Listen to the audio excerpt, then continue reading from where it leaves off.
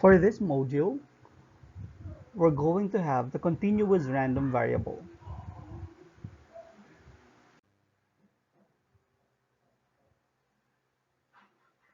This lesson addresses the course outcome, compute the probability distribution of a random variable for both discrete and continuous data.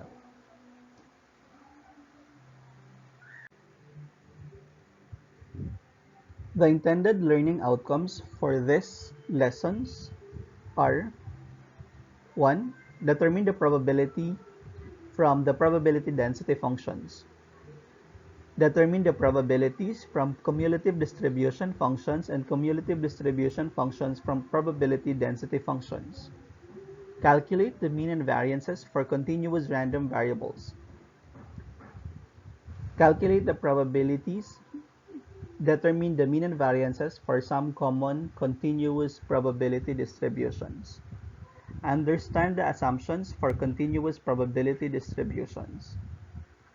Select an appropriate continuous probability distribution to calculate probabilities for specific applications. Calculate probabilities, mean, and variances for some common continuous probability distribution functions. Approximate probabilities for binomial and Poisson distribution.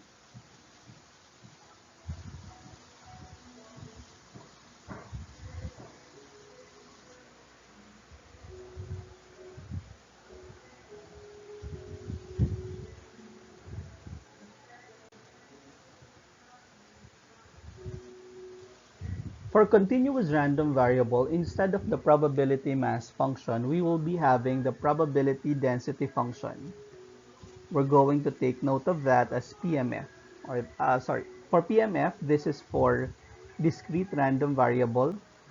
So we're now going to have PDF. So this is for the continuous random variable. For continuous random variable, the probability density function is a function such that f of x is greater than or equal to 0. This is the same for probability mass function. The integral of f of x dx for all values where the function exists is equal to 1. And the probability that the random variable x takes values in between a and b inclusive is the integral of f of x dx from a to b.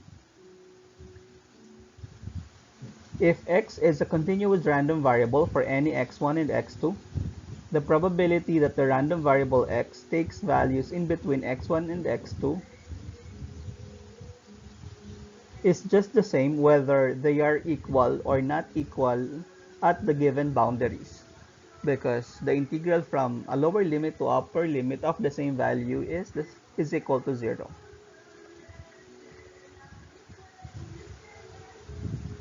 A histogram is an approximation to a probability density function. So this is the graph of a probability density function, while the cumulative distribution function is a function of a continuous random variable f of x such that the probability that the random variable x takes values less than or equal to x is the integral of f of u du from negative infinity to that limit x. Therefore, to solve the probability density function given f of x or given cumulative distribution of x is the derivative of the cumulative distribution function as long as the derivative exists.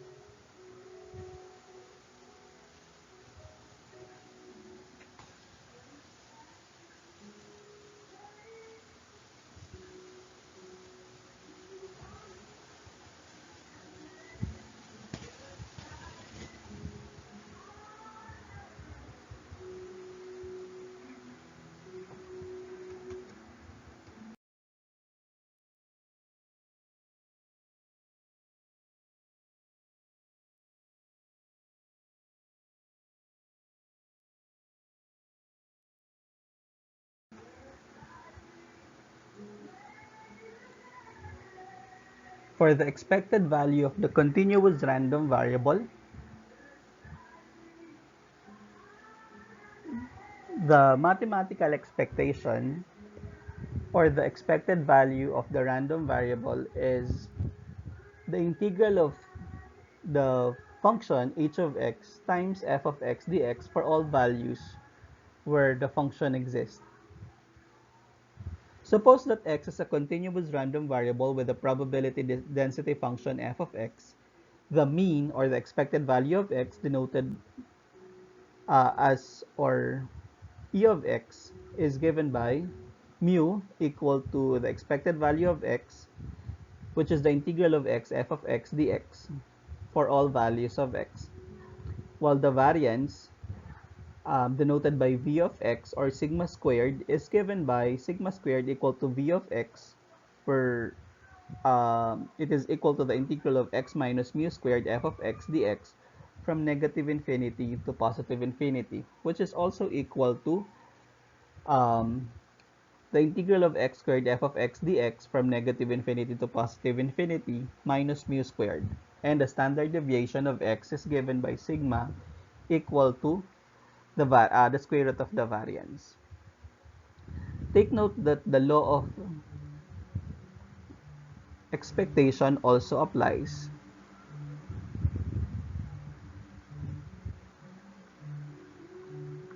such that the expected value of x is the mean. The expected value of a constant is that same constant. If a constant is multiplied to x, it would just be a expected value of x, or simply a mu. While if we have expected value of f plus or minus g, it is equal to the expected value of f plus or minus expected value of g.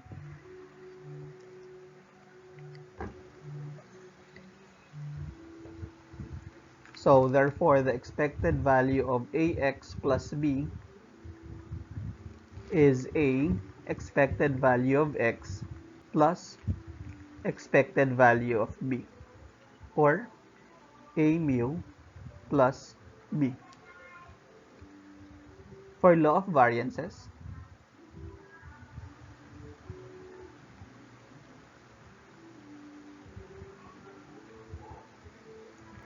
the variance of x is sigma squared.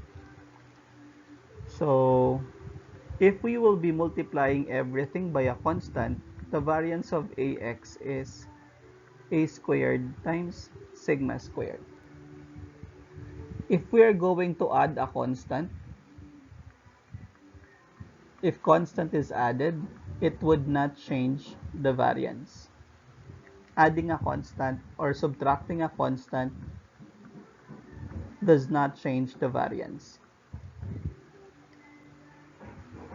So the variance of ax plus b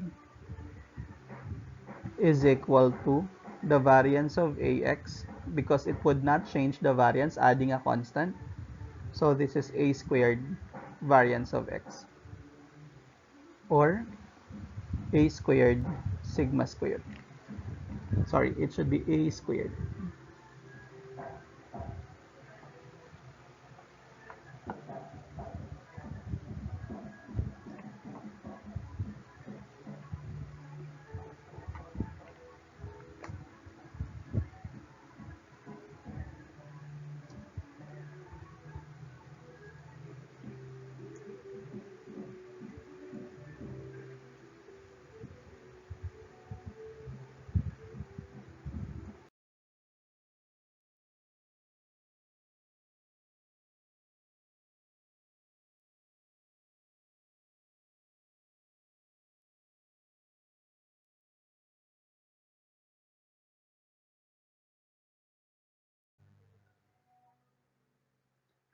These are some of the references used for this video.